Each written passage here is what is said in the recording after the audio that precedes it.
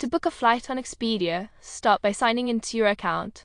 Once you're logged in, you'll be taken to the website's homepage, where you can choose from various options such as flights, cars, packages, and cruises.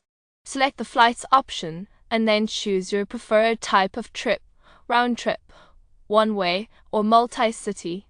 You'll also need to select your class of travel: economy, premium economy, business class, or first class.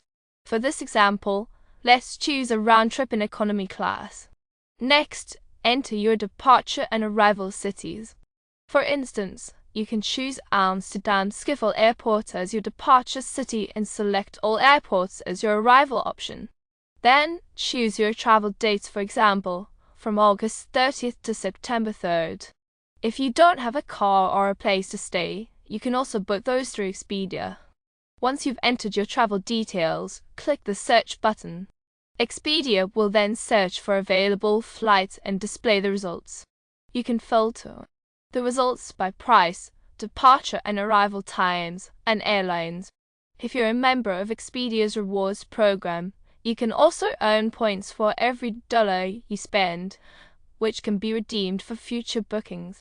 When you've found a suitable flight, you can click on it to view more details, such as the flight duration and layovers.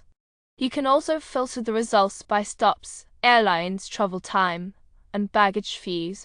If you want to book a flight with a specific airline, you can select that option as well.